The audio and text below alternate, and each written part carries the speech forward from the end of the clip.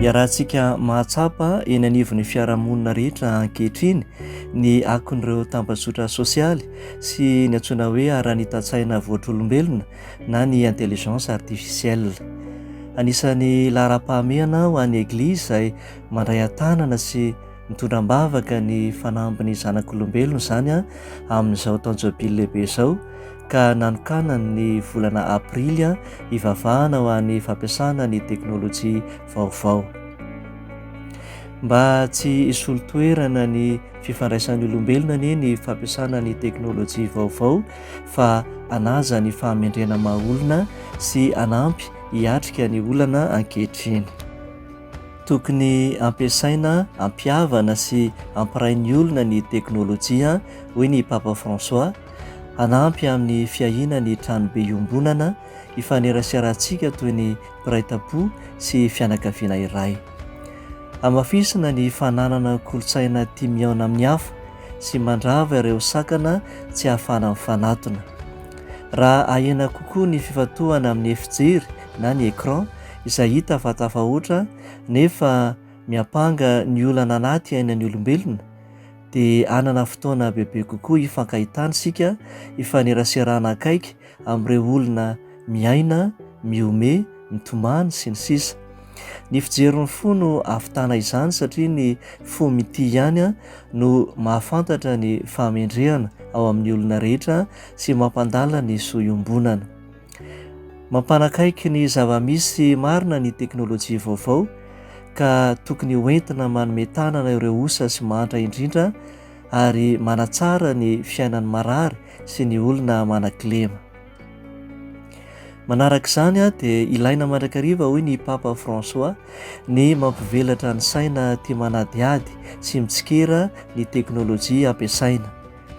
Marina fa vokarin'ny saina nomen'Andriamanitra antsika ny teknôlôjia, kanefa tokony ampiasaina tsara izy ireny, tsy hampahazo tombontsoa sasany sy hanilika ny hafa. Hita mantsy fa mitombo hatrany ny elanelana ara-toekarena na ara-tsosialy na ara-kasa sy ara-panabeazana. Mangany fotsiny ireo fifanombana ataon'ny olombelona amin'ny alalan'ireo fanadrodroana any amin'ny tambazotra sosialy na ny antsoina hoe cyberharcèlement. Nisan'izany koa ireo fivoizana fankalana, ireo faneho-kevitra mivoana sy mandratra ary ireo fifamitahana samihafa. Ankoatr'izany ny fahasimbana ara-moraly sy ny tsy fifehezantena isan-karazany ary ny tsy fahaizana manavaka ny tsy tokony atao, ka manakorontana sy manimba ny fiarahamonina. Soa fa tsy vitsy ankehitriny ireo fifanasoavana sy asa-pamonjena ampiasana ny teknôlôjia, ary mbola misy ireo samaritanina tsara fanahy mitondra fanantenana eo anivon'ny fiarahamonina feno ankiviana. Ankoatra izay dia tokony tompona andraikitra isika, hoy ny Papa François, amin'ny fampiasana ny teknôlôjia vaovao mba tsy hamono ny fahamendrehana maha-olona fa ampivelatra ny isam-batan'olona. Azo ampiasaina ny teknôlôjia hanamorana ny fahazoana ireo fitaovam-panabeazana maro, ny fanaraha-maso ara-pahasalamana amin'ny alalan'ny fifandraisan-davitra sy ireo rindram-baikona ny application ary ireo fitaovana fanaovana fitiliana vaovao.